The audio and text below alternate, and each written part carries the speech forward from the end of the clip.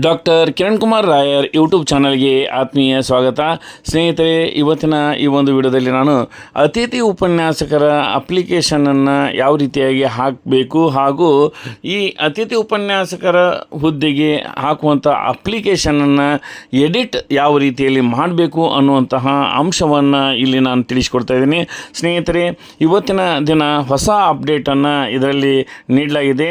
ಅದು ಜಾತಿಗೆ ಸಂಬಂಧಪಟ್ಟಂತೆ ಈಗ SC ST ಇದ್ದರೆ ಅದರಲ್ಲಿ ABC ಮತ್ತು ST ಇದ್ದರೆ ಅಲ್ಲಿ STಯನ್ನು ಸೆಲೆಕ್ಟ್ ಮಾಡುವಂಥದ್ದು, ಮತ್ತು OBC ಇದ್ದರೆ ಅದರಲ್ಲಿ 3A 3B 3A ಮತ್ತು ಇತರೆ ಕ್ಯಾಟಗರಿಯನ್ನು ನಾವು ಸೆಲೆಕ್ಟ್ ಮಾಡುವಂತಹ ಅಪ್ಡೇಟನ್ನು ನೀಡಿದ್ದಾರೆ. ಅದನ್ನು ಇವತ್ತಿನ ದಿನ ನಾನು ಹಂತವಾಗಿ ಹೇಳ್ತಾ ಇದ್ದೇನೆ. ಬನ್ನಿ ಸ್ನೇಹಿತರೆ, ಹಾಗಾದರೆ ಅದು ಯಾವ ರೀತಿಯಲ್ಲಿ ನಾವು ಅಪ್ಲಿಕೇಶನ್ ಎಡಿಟ್ ಮಾಡಬೇಕು ಹಾಗೂ ಎಡಿಟ್ ಮಾಡ್ಬೋದು ಹಾಗೂ ಆ ಒಂದು ಅಪ್ಲಿಕೇಶನ್ನ ಯಾವ ರೀತಿಯಾಗಿ ನಾವು ತುಂಬಬೇಕು ಅನ್ನೋದ್ರ ಬಗ್ಗೆ ನಾನು ಇಲ್ಲಿ ಹಂತವಾಗಿ ಹೇಳ್ಕೊಡ್ತೇನೆ. ಬನ್ನಿ ಸ್ನೇಹಿತರೆ, ಹಾಗಾದರೆ ನೋಡೋಣ. ಸ್ನೇಹಿತರೆ, ಮೊದಲಿಗೆ ನಾವು ಗೂಗಲ್ ಸರ್ಚ್ನಲ್ಲಿ DCE ಅಂಥೇಳಿ ಟೈಪ್ ಮಾಡ್ಕೋಬೇಕು. ಆಗ ನಮಗೆ DCE ಕರ್ನಾಟಕ ಅಂಥೇಳಿ ಇಲ್ಲಿ ಕಾಣಿಸ್ತಾ ಇದೆ, ನೋಡ್ತಿರ್ಬೋದು. ಇಲ್ಲಿ http karnataka.government.in ಅಂಥೇಳಿ ಕಾಣಿಸುತ್ತೆ. ಇದರ ಮೇಲೆ ನಾವು ಕ್ಲಿಕ್ ಮಾಡ್ಕೋಬೇಕು. ಹೀಗೆ ನಾವು ಕ್ಲಿಕ್ ಮಾಡಿಕೊಂಡಾಗ ಈ ರೀತಿಯಾದಂಥ ಒಂದು ವೆಬ್ ಪೇಜ್ ನಮಗೆ ಓಪನ್ ಆಗುತ್ತೆ. ಇಲ್ಲಿ ನೀವು ನೋಡ್ತಾ ಇರ್ಬೋದು, ಅತಿಥಿ ಉಪನ್ಯಾಸಕರ ಆಯ್ಕೆ ಆನ್ಲೈನ್ ಅರ್ಜಿ 2026-27 ಅಂಥೇಳಿದೆ. ಇಲ್ಲಿ ನಾವು ಇದರ ಮೇಲೆ ಕ್ಲಿಕ್ ಮಾಡ್ಕೋಬೇಕು. ಆಗ ನಮಗೆ ಈ ಒಂದು ರೀತಿಯಾದಂತಹ ಒಂದು ವೆಬ್ ಪೇಜ್ ಓಪನ್ ಆಗುತ್ತೆ. ಇಲ್ಲಿ ನೀವು ನೋಡ್ತಾ ಇರ್ಬೋದು 1 ಮತ್ತು 2 ಇಲ್ಲಿ ಏನದವಲ್ಲ ಇವು ನೋಟಿಫಿಕೇಷನ್ಗಳು, ಇವುಗಳನ್ನು ನಾವು ತಲೆ ಕೆಡಿಸಬಾರ್ದು. ಕೆಳಗಡೆ ಬರಬೇಕು. ಸರ್ಕಾರಿ ಪ್ರಥಮ ದರ್ಜೆ ಕಾಲೇಜುಗಳು ಮತ್ತು ಇಲ್ಲಿ ಸರ್ಕಾರಿ ಸಂಸ್ಕೃತ ಮತ್ತು ಚಿತ್ರಕಲಾ ಕಾಲೇಜುಗಳು ಅಂತ ಹೇಳಿದ್ದೇವೆ. ಈ ಸರ್ಕಾರಿ ಸಂಸ್ಕೃತ ಮತ್ತು ಚಿತ್ರಕಲಾ ಕಾಲೇಜುಗಳ ಬಗ್ಗೆ ನಾವು ತಲೆ ಕೆಡಿಸ್ಕೋಬಾರ್ದು. ನಮಗೆ ಬೇಕಾಗಿರುವಂಥದ್ದು ಸರ್ಕಾರಿ ಪ್ರಥಮ ದರ್ಜೆ ಕಾಲೇಜುಗಳು. ಇಲ್ಲಿ ಅಪ್ಲಿಕೇಶನ್ ತಿದ್ದುಪಡಿ ಅಂತೇಳಿದೆ, ಅದ್ರ ಮೇಲೆ ಕ್ಲಿಕ್ ಮಾಡ್ಕೋಬೇಕು. ಇಲ್ಲಿ ಅದನ್ನು ಕ್ಲಿಕ್ ಮಾಡಿದಾಗ ಈ ರೀತಿಯಾಗಿ ಬರ್ತದೆ, ಎಂಟರ್ ಅಪ್ಲಿಕೇಶನ್ ID ಅಂತ ಹೇಳಿ ಬರುತ್ತೆ. ಇಲ್ಲಿ ನಾವು ನಮ್ಮ ಹೋದ ವರ್ಷ ಅಪ್ಲಿಕೇಶನ್ ಹಾಕಿದಂತಹ ಸಂದರ್ಭದಲ್ಲಿ ನಮಗೆ ಬಂದಿರುವಂತಹ ಒಂದು ಅಪ್ಲಿಕೇಶನ್ ID ಏನಿರುತ್ತದೋ ಆ ಅಪ್ಲಿಕೇಶನ್ IDಯನ್ನು ನಾವು ಇಲ್ಲಿ ಹಾಕಬೇಕು. ಈಗ ಹೊಸದಾಗಿ ಅಪ್ಲಿಕೇಶನ್ ಹಾಕುವವರಿಗೆ ಈ ನಂತರ ಹಾಕಿದ ನಂತರ ಆ ಒಂದು ID ಬರುತ್ತೆ. ಅದನ್ನು ನಾವು ಕಾದಿಟ್ಕೋಬೇಕು. ಮುಂದಿನ ವರ್ಷ ಮತ್ತೆ ಅದನ್ನೇ ಕೇಳಲಾಗ್ತದೆ. ಆ ಕಾರಣದಿಂದ ಅದನ್ನೇ ಇಟ್ಕೋಬೇಕು. ಆದರೆ ನಾವು ಹಳಬರು ಈ ಒಂದು ಹಳೆಯ ಒಂದು ID ಏನಿತ್ತು ಅದನ್ನು ಹಾಕಿ ಇಲ್ಲಿ ಕೆಳಗಡೆ ನೀವು ನೋಡ್ತಾ ಇರ್ಬೋದು, ರೀಟ್ರೈವ್ ಅಪ್ಲಿಕೇಶನ್ ಅಂತ ಹೇಳಿದೆ. ಈ ಅಪ್ಲಿಕೇಶನ್ IDಯನ್ನು ಹಾಕಿದ ನಂತರ ನಾವು ಇಲ್ಲಿ ಇರುವಂತಹ ರೀಟ್ರೈವ್ ಅಪ್ಲಿಕೇಶನ್ ಅನ್ನೋದ್ರ ಮೇಲೆ ನಾವು ಕ್ಲಿಕ್ ಮಾಡ್ಕೋಬೇಕು. ನಾವು ಇದರ ಮೇಲೆ ಕ್ಲಿಕ್ ಮಾಡಿದಾಗ ನಮಗೆ ಈ ರೀತಿಯಾದಂಥ ಒಂದು ಹೊಸ ಮುಖಪುಟ ಓಪನ್ ಆಗುತ್ತೆ. ಇದರಲ್ಲಿ ಅಂದರೆ ಇದು ಏನಂದರೆ ನಮ್ಮ ಹೋದ ವರ್ಷ ತುಂಬಿರುವಂತಹ ಅಪ್ಲಿಕೇಶನ್ ಇದಾಗಿರುತ್ತೆ. ಇದರಲ್ಲಿ ಹಳೆಯ ಡಾಟಾ ಎಲ್ಲ ಸೇವ್ ಇರುತ್ತೆ. ಆದರೆ ಇದರಲ್ಲಿ ಹೊಸದಾಗಿ ಏನಾದರೂ ಮಾರ್ಪಾಡುಗಳು ಮಾಡಬೇಕಾದ್ರೆ ಅಥವಾ ನಾವು ಏನಾದರೂ ತಿದ್ದುಪಡಿಗಳು ಮಾಡಬೇಕಾದ್ರೆ ಇಲ್ಲಿ ಅವಕಾಶಗಳು ಇರ್ತವೆ. ಇಲ್ಲಿ ನೀವು ನೋಡ್ತಾ ಇರ್ಬೋದು, ಮೊದಲಿಗೆ ಮೊಬೈಲ್ ನಂಬರ್ ಅಂತಿದೆ. ಇಲ್ಲಿ ಮೊಬೈಲ್ ನಂಬರ್ನ ಹಾಕಬೇಕು, ನಮ್ಮ ಮೊಬೈಲ್ ನಂಬರನ್ನು. ಆ ನಂತರ ಇಮೇಲ್ ID ಅಂತ ಕೇಳಿದರೆ ಇಲ್ಲಿ ನಮ್ಮ ಇಮೇಲ್ ID ಹಾಕಬೇಕು. ನಂತರ ಸೆಲೆಕ್ಟ್ 10th ಬೋರ್ಡ್ ಅಂತೇಳಿದೆ. ಆ 10th ಬೋರ್ಡು SSLC ಆಗಿದ್ದರೆ SSLCಯನ್ನು ನಾವು ಟಿಕ್ ಮಾಡ್ಕೋಬೇಕು. ICSE ಆದರೆ ICSE, CBSE ಅದರ್ ಅಂತೇಳಿ ಟಿಕ್ ಮಾಡ್ಕೋಬೇಕು.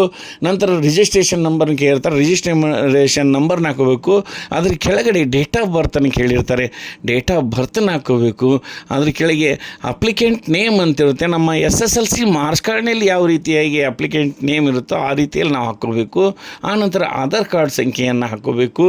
ಇನ್ನು SSLC ಮಾರ್ಕ್ಸ್ ಕಾರ್ಡ್ನಲ್ಲಿ ತಂದೆ ಹೆಸರು ಹೇಗಿರುತ್ತೋ ಆ ರೀತಿಯಲ್ಲಿ ತಂದೆ ಹೆಸರು ಹಾಕ್ಕೊಂಡು ಸೆಲೆಕ್ಟ್ ಜೆಂಡರ್ ಮೇಲ್ ಇದ್ರೆ ಮೇಲು, ಫಿಮೇಲ್ ಇದ್ರೆ ಫಿಮೇಲು, ಥರ್ಡ್ ಜೆಂಡರ್ ಇದ್ದರೆ ಥರ್ಡ್ ಜೆಂಡರನ್ನು ನಾವು ಹಾಕ್ಕೋಬೇಕು.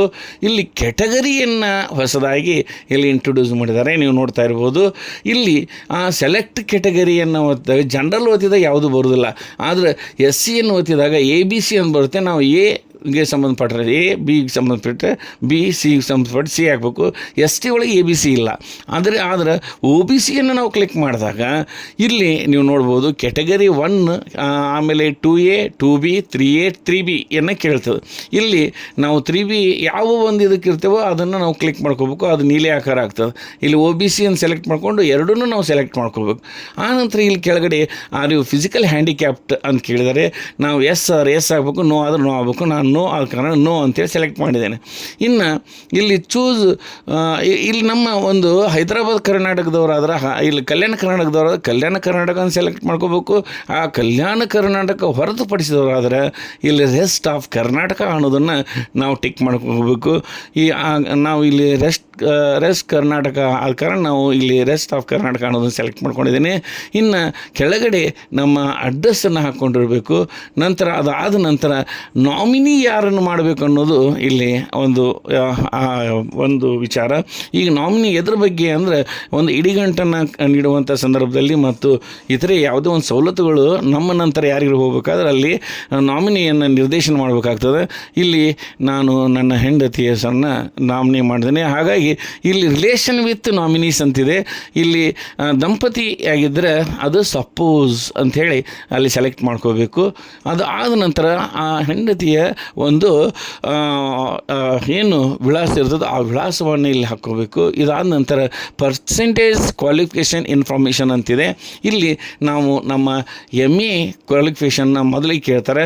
ಈಗ ನಾವು ಇದನ್ನು ಸೆಲೆಕ್ಟ್ ಮಾಡ್ಕೊಂಡಂಥ ಸಂದರ್ಭದಲ್ಲಿ MA ಇರ್ಬೋದು. ಆ ಥರ ಅಲ್ಲಿ ನಾವು ಕೆಳಗಡೆ ನೋಡಿದಾಗ ಬೇರೆ ಇದನ್ನು ಕ್ಲಿಕ್ ಮಾಡಿದ್ರೆ ಬೇರೆ ಎಲ್ಲ ವಿಷಯಗಳನ್ನು ತೋರಿಸೋದು. ಅದರಲ್ಲಿ ಯಾವುದು ನಾವು ಇರ್ತೀವೋ ಅದನ್ನು ನಾವು ಸೆಲೆಕ್ಟ್ ಮಾಡ್ಕೋಬೇಕು. ಇಲ್ಲಿ MA ಆದ ಕಾರಣ MAಯನ್ನು ಸೆಲೆಕ್ಟ್ ಮಾಡ್ಕೊಂಡಿದ್ದೇನೆ.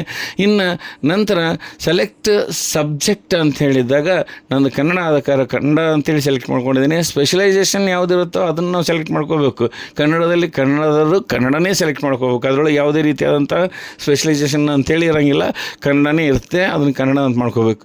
ಆನಂತರ ಇಲ್ಲಿ ನಾವು ಟೋಟಲ್ ಮಾರ್ಕ್ಸ್ ಸೆಕ್ಯೂರ್ಡ್ ಇನ್ ಪರ್ಸೆಂಟೇಜ್ ಕೋರ್ಸ್ ಆಲ್ ಇಯರ್ ಅಂತಿದೆ.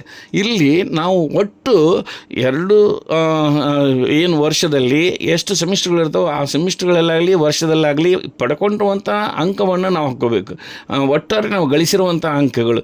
ಇಲ್ಲಿ ಕೆಳಗಡೆ total maximum marks all year ಅಂತಿದೆ. ಅಂದರೆ ಒಟ್ಟಾರೆ ಎಲ್ಲ ಸೆಮಿಸ್ಟರ್ಗಳು ಕೂಡಿ ಅಥವಾ ಎಲ್ಲ ವರ್ಷ ಕೂಡಿ ಎಷ್ಟು ಅಂಕಗಳಿರ್ತಾವೆ ಅದನ್ನಿಲ್ಲಿ ನಾವು ಹಾಕ್ಕೋಬೇಕು. 1400 ಅಂಕ ಅದನ್ನು ನಾವು ಇಲ್ಲಿ ಹಾಕ್ಕೊಂಡ್ವಿ. ಇನ್ನು ಇದು ಆದ ನಂತರ ಸೆಲೆಕ್ಟ್ ಪಾಸಿಂಗ್ ಇಯರ್ ಅಂತೇಳಿದೆ. ಈಗ ನಾವು ಯಾವ ವರ್ಷದಲ್ಲಿ ಅದನ್ನು ಪೂರ್ಣಗೊಳಿಸಿದೆವೋ ಅದನ್ನು ಇಲ್ಲಿ ಹಾಕಬೇಕು. ಇನ್ನು ಅದ್ರ ಆದ ನಂತರ ಇಲ್ಲಿ ಪರ್ಸೆಂಟೇಜ್ ಎಷ್ಟಾಗ್ತದೆ ಅನ್ನೋದನ್ನು ನಾವು ಇಲ್ಲಿ ಹಾಕ್ಕೋಬೇಕಾಗುತ್ತೆ. PG ಪರ್ಸೆಂಟೇಜ್ ನೋಡಿರಿ, ಇಲ್ಲಿ ಒಂದು ಮಾಹಿತಿಯನ್ನು ನೀಡ್ತಾರೆ. ಈ CGPA ಅಂಥೇಳಿ ಏನು ಆಗಿರ್ತದೆ ಅವರು ಪರ್ಸೆಂಟೇಜ್ ಅಲ್ಲಿ ಮೆನ್ಷನ್ ಇರದೇ ಇದ್ರೂ A ಗ್ರೇಡ್ B ಗ್ರೇಡ್ ಅಂತ ಕೊಟ್ಟಿರ್ತಾರೆ. ಅಂಥವ್ರು ಪರ್ಸೆಂಟೇಜಾಗಿ ಕನ್ವರ್ಟ್ ಮಾಡಿ ಇಲ್ಲಿ ಪರ್ಸೆಂಟೇಜ್ ಏನಾರ ಕೊಟ್ಟಿದ್ದೆ ಆಯ್ತಂದ್ರೆ ಅಂತಹ ಅಪ್ಲಿಕೇಶನ್ ರಿಜೆಕ್ಟ್ ಮಾಡಲಾಗೋದು ಅಂಥೇಳಿ ಇಲ್ಲಿ ಕೊಟ್ಟಿರ್ತಾರೆ. ಡೋಂಟ್ ಎಂಟರ್ CGPA ಅಂಥೇಳಿ ಇಲ್ಲಿ ಮೆನ್ಷನ್ ಮಾಡಿರುವಂಥದ್ದನ್ನು ನಾವು ಕಾಣಬೇಕು, ನೋಡ್ಬೋದು. ಇನ್ನು state and university from which PC was awarded ಅಂಥೇಳಿದೆ.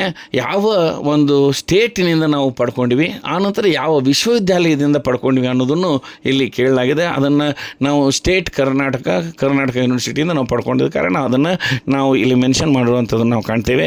ಇನ್ನು ಹೆಚ್ಚುವರಿ ಕ್ವಾಲಿಫಿಕೇಷನನ್ನು ಸಹಿತ ಇಲ್ಲಿ ಕೇಳಲಾಗ್ತದೆ. ಅಡಿಷ್ನಲ್ ಕ್ವಾಲಿಫಿಕೇಷನ್ ಅದು ಯಾವುದು ಅಂದರೆ MPhil. ಇಲ್ಲಿ ನಾವು MPhil ಏನಾರ ಪಡೆದಿದ್ದರೆ ಅಲ್ಲಿ ಎಸ್ ಅಂತ ಹಾಕಬೇಕು. ಇಲ್ಲಪ್ಪ ಅಂದ್ರೆ ನಾವು ನೋ ಅನ್ನೋದನ್ನು ಇಲ್ಲಿ ಹಾಕ್ಕೊಳ್ಬೇಕಾಗ್ತದೆ. ಇದಾದ ನಂತರ ಕ್ವಾಲಿಫಿಕೇಷನ್ ಆ್ಯಸ್ ಪರ್ UGC ಅಲ್ಲಿ PhD ಆಗಿದ್ದರೆ ಅಲ್ಲಿ PhDಯನ್ನು ನಾವು ಎಂಟರ್ ಮಾಡಬೇಕು. ಅಲ್ಲಿ ಆ PhDಯನ್ನು ಎಸ್ ಅಂಥೇಳಿ ಹಾಕ್ಕೊಂಡು ನಾವು ಇಲ್ಲಿ ತೋರಿಸ್ಬೇಕಾಗ್ತದೆ. ಇನ್ನು PhD ಸಬ್ಜೆಕ್ಟ್ ಯಾವುದು ಇರ್ತದೆ ಅಂತ ಅನ್ನೋದು, ಕನ್ನಡ ಇದ್ದರೆ ಕನ್ನಡ, ಇಂಗ್ಲೀಷ್ ಇದ್ದರೆ ಇಂಗ್ಲೀಷು ಅಥವಾ ಹಿಸ್ಟ್ರಿ ಇದ್ರೆ ಹಿಸ್ಟ್ರಿ, ಈ ರೀತಿಯಾಗಿ ಹಾಕಬೇಕು.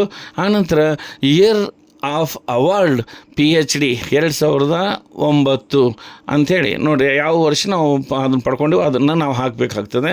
ಇನ್ನು ಇದು ಆದ ನಂತರ ಇಲ್ಲಿ ಇನ್ನೂ ಒಂದನ್ನು ಏನು ಕೇಳ್ತಾರೆ ಅಂದರೆ state and university from which PhD was awarded ಅಂತ ಕೇಳಿದಾಗ ಕರ್ನಾಟಕ ಯೂನಿವರ್ಸಿಟಿ ನಮ್ಮದು ಪಡ್ಕೊಂಡಿರುವಂಥದ್ದು, ಅದಕ್ಕೆ ಕರ್ನಾಟಕ ಯೂನಿವರ್ಸಿಟಿ ಅಂತೇಳಿ ಹಾಕಿದ್ದೇನೆ. ಇನ್ನು ಇಲ್ಲಿ ಯಾವ ಒಂದು ಸ್ಟೇಟ್ನಲ್ಲಿ ಆ ಯೂನಿವರ್ಸಿಟಿ ಬರ್ತದೆ ಅಂದರೆ ಕರ್ನಾಟಕ ಯೂನಿವರ್ಸಿಟಿ ಅಂತೇಳಿ ನಾನು ಹಾಕ್ಕೊಂಡೆ. ಇನ್ನು ನಮ್ಮ ಟೀಚಿಂಗ್ ಎಕ್ಸ್ಪೀರಿಯೆನ್ಸನ್ನು ಇಲ್ಲಿ ಟೋಟಲಿಯಾಗಿ ನಾವು ಇಷ್ಟು ವರ್ಷ ಎಂಟ್ರಿ ಮಾಡಿರುವಂಥ ಎಲ್ಲ ಎಂಟ್ರಿಗಳು ಇರ್ತಾವೆ. ಆದರೆ ಕೊನೆಯದಾಗಿ ಯಾಡ್ ಅನ್ನುವಂಥ ಒಂದು ಇಲ್ಲಿ ಒಂದು ಆ್ಯಡ್ ಅನ್ನುವಂಥದ್ದಿದೆ. ಅದ್ರ ಮೇಲೆ ನಾವು ಕ್ಲಿಕ್ ಮಾಡಿದರೆ ನಮಗೆ ಹೊಸ ಒಂದು ಕಾಲಮ್ ಓಪನ್ ಆಗುತ್ತೆ. ಆ ಹೊಸ ಒಂದು ಕಾಲಮ್ ಓಪನ್ ಮಾಡಿದಾಗ ಹೊಸದಾಗಿ ಈಗೇನು ನಾವು ಈ ವರ್ಷ ಎಕ್ಸ್ಪೀರಿಯೆನ್ಸ್ ಪಡ್ಕೊಂಡಿರ್ತೇವೋ ಆ ಎಕ್ಸ್ಪೀರಿಯೆನ್ಸ್ ಪಡ್ಕೊಂಡಿದ್ದನ್ನು ಮಾತ್ರ ನಾವು ಇಲ್ಲಿ ಹಾಕಬೇಕು. ಒಂದು ವೇಳೆ ಒಬ್ಬೊಬ್ಬರು ಒಂದೇ ವರ್ಷದಲ್ಲಿ 2 ಕಾಲೇಜುಗಳನ್ನು ಚೇಂಜ್ ಮಾಡಿದರು. ಯಾಕಂದರೆ ಈ ಸರಿ 2 ಬಾರಿ ನಡೆಯುತ್ತೆ ಕೌನ್ಸ್ಲಿಂಗು. ಹಾಗಾಗಿ ಮೊದಲನೇ ವರ್ಷ ಒಂದು ಕಾಲೇಜಿನಲ್ಲಿ ಮಾಡಿದಂಥವ್ರು ಇನ್ನೊಂದಿಗೆ ಬೇರೆ ಕಾಲೇಜಿಗೆ ಹೋದಂಥ ಸಂದರ್ಭದಲ್ಲಿ ಅಲ್ಲಿನೂ ಅವರು ಎಕ್ಸ್ಪೀರಿಯೆನ್ಸ್ ಆಗಿರ್ತದೆ. ಅಲ್ಲಿ ಎಕ್ಸ್ಪೀರಿಯೆನ್ಸ್ ಸರ್ಟಿಫಿಕೇಟನ್ನು ತೊಗೊಂಡಿರ್ತಾರೆ, ಇಲ್ಲಿ ತೊಗೊಂಡಿರ್ತಾರೆ. ನಾನು ನಿಮ್ಮಲ್ಲಿ ಎಲ್ಲರಿಗೂ ಸಲಹೆ ನೀಡುವಂಥದ್ದು ಏನಂದರೆ, ಎರಡನ್ನೂ ಕೂಡಿ ಟೋಟಲ್ ಮಾಡಿ ಹಾಕೋದಕ್ಕಿಂತ ಅವುಗಳನ್ನು ಪ್ರತ್ಯೇಕವಾಗಿ ಹಾಕುವಂಥದ್ದು ಭಾಳ ಔಚಿತ್ಯ ಅಂತೇಳಿ ನಾನು ಹೇಳ್ತೀನಿ. ಯಾಕಂದರೆ ಮುಂದೆ ನಾವು ಈ ಒಂದು ಸರ್ವಿಸ್ ಸರ್ಟಿಫಿಕೇಟ್ ನೋಡ್ತಾ ಇದ್ದಂಥ ಸಂದರ್ಭದಲ್ಲಿ ನಮ್ಗೆ ಕನ್ಫ್ಯೂಸ್ ಆಗಿ ಸ್ಟಾರ್ಟ್ ಆಗುತ್ತೆ, ಇದು ಯಾವ ವರ್ಷದ್ದು ಇದೇನೋ ಮಿಸ್ ಆಗೈತೆ ಅಂತೇಳಿ. ಅದಕ್ಕೆ ನಾವು ಮೊದಲನೇ ಒಂದು ಕಾಲೇಜಿನಲ್ಲಿ ತೊಗೊಂಡಂಥದ್ದನ್ನು ಅಲ್ಲಿ ನಾವು ಪ್ರತ್ಯೇಕವಾಗಿ ಹಚ್ಚಬೇಕು. ನಾನಿಲ್ಲಿ ಹಾಕಿರುವಂಥದ್ದು ನೀವು ಕಾಣ್ಬೋದು. ಇಲ್ಲಿ 2025-26ನೇ ಇದರೊಳಗೆ ಮೊದಲನೇ ಸೆಮಿಸ್ಟರ್ನಲ್ಲಿ ಎಲ್ಲಿ ನಾನು ಸರ್ವಿಸ್ ಮಾಡಿದ್ನೋ ಅದನ್ನು ಹಾಕಿದ್ದೇನೆ. ಆ ನಂತರ ಇಲ್ಲಿ ಅಲ್ಲಿ ಡ್ರಾಪ್ ಆದಾಗ 00 ಅಂತ ಹಾಕೀನಿ. ನಂತರ ಬೇರೆ ಕಾಲೇಜಿಗೆ ಹೋಗಿ ಜಾಯ್ನ್ ಆಗಿರುವಂಥದ್ದು ಅಲ್ಲಿ ನಾನು ಸರ್ವಿಸ್ ಮಾಡಿರುವಂಥದ್ದನ್ನು ಅಲ್ಲಿ ಮೆನ್ಷನ್ ಮಾಡಿರುವಂಥದ್ದನ್ನು ನೀವು ಕಾಣ್ತೀರಿ. ಅದು ಎಷ್ಟು ಅಂದರೆ 2 ತಿಂಗಳು 2 ದಿನ, ಮತ್ತು ಆಮೇಲೆ ಇಲ್ಲಿ ಮುಂದೆ 2 ತಿಂಗಳು 3 ತಿಂಗಳು 24 ದಿನ ಇಲ್ಲಿ ನಾನು ಸೇವೆ ಸಲ್ಲಿಸಿರುವಂಥದ್ದನ್ನು ನಾನು ಎಂಟ್ರಿ ಮಾಡಿದ್ದೇನೆ. ಇದು ಇಷ್ಟಾದ ತಕ್ಷಣ ಕೆಳಗಡೆ ನೀವು ಕಾಣ್ಬೋದು ಏನಂದ್ರೆ have you thought PG classes ಅಂತ ಹೇಳಿದೆ. ಅಂದರೆ ನೀವು PGಗೆ ನೀವು ಬೋಧನೆಯನ್ನು ಮಾಡ್ತಾ ಇದ್ದೀರಾ ಅಂತಂತೇಳಿ ಕೇಳಲಾಗುತ್ತದೆ. ನೀವು ಎಸ್ ಇದ್ದರೆ ಎಸ್ಸನ್ನು ನೀವು ಕ್ಲಿಕ್ ಮಾಡಬೇಕು, ಆಗ ಅದು ಬ್ಲೂ ಆಗುತ್ತೆ. ನೀವು PG ಕ್ಲಾಸ್ ಮಾಡಲಿಲ್ಲ ಅಂದ್ರೆ ನೋದ ಮೇಲೆ ನೀವು ಕ್ಲಿಕ್ ಮಾಡಬೇಕು. ಅದಾದ ನಂತರ send OTP to submit guest faculty details ಅಂಥೇಳಿ ಇಲ್ಲಿ ಇರುವಂಥದ್ದನ್ನು ನೀವು ಕಾಣ್ತೀರಿ. ಆಗ ಅದರ ಮೇಲೆ ನಾವು ಕ್ಲಿಕ್ ಮಾಡ್ಕೋಬೇಕು. ಅದನ್ನು ಕ್ಲಿಕ್ ಮಾಡಿದಾಗ ನಮಗೆ ಈ ರೀತಿಯಾಗಿ ಇಲ್ಲಿ ಒಂದು ಲಿಸ್ಟ್ ಓಪನ್ ಆಗುತ್ತೆ. ಈ ನಂತರ enter OTP sent your mobile number ಅಂಥೇಳಿ ಬರುತ್ತೆ. ಈಗ ನಮ್ಮ ಮೊಬೈಲ್ ಬಂದಿರುವಂತಹ ಒಂದು OTPಯನ್ನು ನಾವು ಅಲ್ಲಿ ಹಾಕಬೇಕು. ಈಗ ಅದನ್ನು ಹಾಕಿದಾಗ ಇಲ್ಲಿ ಕೆಳಗಡೆ ಏನಿದೆ ಅಂದರೆ security code captcha has shown below ಅಂಥೇಳಿದೆ. ಇಲ್ಲಿ ನೀವು ಕೆಳಗಡೆ ನೋಡ್ತಾ ಇರ್ಬೋದು. ಈ ಒಂದು ಕ್ಯಾಪ್ಚಾವನ್ನು ನಾವು ಮೇಲೆ ಹಾಕಬೇಕು. ಏನಿದೋ ಅದನ್ನು ನಾವು ಹಾಕಿ ಇಲ್ಲಿ ಕೆಳಗಡೆ ಕಾಣುವಂತಹ ಹಸಿರು ಮತ್ತು ರೆಡ್ಡು ಮತ್ತು ಆರೆಂಜ್ 3 ಬಟನ್ಗಳನ್ನು ನೀಡಲಾಗಿದೆ. ಒಂದು ಸಬ್ಮಿಟು, ಕ್ಲಿಯರು ಮತ್ತು ಇನ್ನೊಂದು ಬ್ಯಾಕ್ ಅಂತೇಳಿ. ಸಬ್ಮಿಟ್ ಮೇಲೆ ನಾವು ಕ್ಲಿಕ್ ಮಾಡಬೇಕು. ಆಗ ಅಪ್ಡೇಟೆಡ್ ಸಕ್ಸಸ್ಫುಲಿ ಅಂಥೇಳಿ ಬರುತ್ತೆ. ಇಲ್ಲಿ ಚಾಕ್ಲೇಟ್ ಕಲರ್ನಲ್ಲಿ ಓಕೆ ಅಂತಿದ್ರ ಮೇಲೆ ಕ್ಲಿಕ್ ಮಾಡಬೇಕು. ಈ ರೀತಿ ಇಲ್ಲಿ ನಮಗೆ ಒಂದು ಪೇಜ್ ಓಪನ್ ಆಗುತ್ತೆ. ಮತ್ತು ನಾವೇನು ಮಾಡಬೇಕು ಅಂದರೆ DC ವೆಬ್ಸೈಟ್ ಮೇಲೆ ಕ್ಲಿಕ್ ಮಾಡ್ಕೋಬೇಕು. ಆಗ ಸ್ವೀಕೃತಿ ಡೌನ್ಲೋಡ್ ಅಂತೇಳಿ ಬರುತ್ತೆ. ಆಗ ನಾವು ಎಂಟರ್ ಅಪ್ಲಿಕೇಶನ್ ID ಅಂಥೇಳಿ ಬಂದಾಗ ಅಲ್ಲಿ ನಾವು ಎಂಟರ್ ಅಪ್ಲಿಕೇಶನ್ IDಯನ್ನು ಹಾಕಬೇಕು. ಅದರ ಕೆಳಗೆ ರಿಟ್ರೈವ್ ಅಪ್ಲಿಕೇಶನ್ ಅಂತಿದೆ, ಅದನ್ನು ನಾವು ಕ್ಲಿಕ್ ಮಾಡ್ಕೋಬೇಕು. ಕ್ಲಿಕ್ ಮಾಡಿದಾಗ ನಮಗೆ ನಮ್ಮ ಒಂದು ಅಪ್ಲಿಕೇಶನ್ ಓಪನ್ ಮಾಡೋಕ್ಕಿಂತ ಪೂರ್ವದಲ್ಲಿ ನಮ್ಮ ಒಂದು ಮೊಬೈಲ್ಗೆ ಒಂದು OTP ಬರ್ತದೆ. ಇದನ್ನು ಯಾರು ಬೇಕಾದರೂ ಓಪನ್ ಮಾಡೋಕ್ಕಾಗಲ್ಲ. ನಮ್ಮ ಮೊಬೈಲ್ ನಂಬರ್ಗೆ OTP ಬಂದಿದ್ದನ್ನು ಹಾಕಿದ್ರೆ ಮಾತ್ರ ಓಪನ್ ಆಗುತ್ತೆ. ಆಗ ಆ OTPಯನ್ನು ನಾವು ಹಾಕಿ ವೆರಿಫೈ OTP ಅನ್ನೋದ್ರ ಮೇಲೆ ನಾವು ಕ್ಲಿಕ್ ಮಾಡ್ಕೋಬೇಕು. ಈಗ ನಾನು ಎಂಟರ್ OTPಯನ್ನು ಹಾಕ್ತಾಯಿದ್ದೇನೆ. ವೆರಿಫೈ OTP ಅನ್ನೋದ್ರ ಮೇಲೆ ಕ್ಲಿಕ್ ಮಾಡ್ತಾಯಿದ್ದೇನೆ. ಈಗ ನೀವು ನೋಡ್ಬೋದು OTP verified successfully, review the application registration details below ಅಂತೇಳಿ ಬರುತ್ತೆ. ನಾವು ಓಕೆ ಅಂಥೇಳಿ ಹೊಡಿಬೇಕು. ಆಗ ನಮ್ಗೆ ಈ ರೀತಿಯಾದಂತಹ ನಾವು ಎಂಟ್ರಿ ಮಾಡಿರುವಂತಹ ಅಪ್ಲಿಕೇಶನ್ ಓಪನ್ ಆಗುತ್ತೆ. ಇದರಲ್ಲಿ ನಾನು ಜಾತಿಯನ್ನು ಎಂಟ್ರಿ ಮಾಡಿದ್ದೆ OBCಯಲ್ಲಿ 3Bಯನ್ನು ಸೆಲೆಕ್ಟ್ ಮಾಡಿಕೊಂಡು. ಆದರೆ ಆ ಜಾತಿ ಇಲ್ಲಿ ಮೆನ್ಷನ್ ಆಗಿಲ್ಲ. ಅಂದರೆ 3B ಅನ್ನುವಂಥದ್ದು ಸಬ್ ಕಾಸ್ಟ್ ಏನಿದೆಲ್ಲ ಅದು ಮೆನ್ಷನ್ ಆಗಿಲ್ಲ, OBC ಮಾತ್ರ ಮೆನ್ಷನ್ ಆಗಿದೆ. ಹೀಗೆ ಇದೇ ರೀತಿ ಎಲ್ಲರಿಗೂ ಸಹಿತ ಇದನ್ನು ಅಪ್ಲಿಕೇಶನ್ ಆಗಬೇಕಾದಂಥ ಸಂದರ್ಭದಲ್ಲಿ ಆ ಜಾತಿಯನ್ನು ಹಾಕಿದರೂ ಸಹಿತ ಅದು ಶೋ ಆಗೋದಿಲ್ಲ. ಅದಕ್ಕೆ ನೀವು ಯಾರು ತಲೆ ಕೆಡಿಸ್ಕೋಬೇಡ್ರಿ.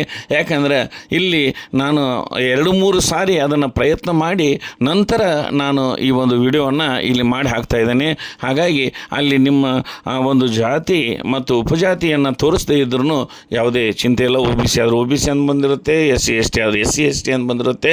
ಹಾಗಾಗಿ ಅಲ್ಲಿ ಆತಂಕಕ್ಕೆ ಒಳಗಾಗಬೇಡ್ರಿ ಅಂತೇಳಿ ಹೇಳ್ತೀನಿ.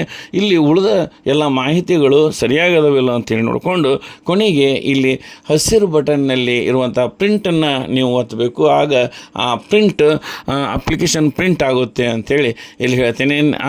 ಆದರೆ ನಿಮಗೆ ಪ್ರಿಂಟ್ ಅಷ್ಟು ಮಾಡ್ಕೊಳ್ಳೋದನ್ನು ಇಲ್ಲಿ ಪಕ್ಕದಲ್ಲಿರುವಂತಹ ಆರೆಂಜ್ ಬಟನ್ನಲ್ಲಿ ಡೌನ್ಲೋಡ್ PDF ಅಂತಿದೆ, ಅದ್ರ ಮೇಲೆ ಕ್ಲಿಕ್ ಮಾಡಿದ್ರೆ ನಿಮ್ಮ PDF ಡೌನ್ಲೋಡ್ ಆಗುತ್ತೆ. ಅದನ್ನು ನಿಮ್ಮ ಮೇಲಿಗೆ ಕಳಿಸ್ಕೊಂಡು ನೀವು ಇಟ್ಕೊಳ್ರಿ ಅಂತ ಹೇಳ್ತಾ ಇವತ್ತಿನ ಈ ಒಂದು ವಿಡಿಯೋವನ್ನು ಇಲ್ಲಿಗೆ ಮುಗಿಸ್ತಾ ಇದ್ದೀನಿ. ಈ ವಿಡಿಯೋ ಒಂದು ನಿಮಗೆಲ್ಲರಿಗೂ ಉಪಯುಕ್ತವಾದಂಥ ವಿಡಿಯೋ ಆಗಿದೆ ಅಂತ ತಿಳ್ಕೊಂಡು ಇದನ್ನು ಇಲ್ಲಿಗೆ ಮುಗಿಸ್ತಾ ಮುಂದಿನ ವಿಡಿಯೋದಲ್ಲಿ ಮತ್ತೆ ನೀವು ಭೇಟಿ ಹೋಗೋಣ. ಜೈ ಹಿಂದ್, ಜೈ ಕರ್ನಾಟಕ.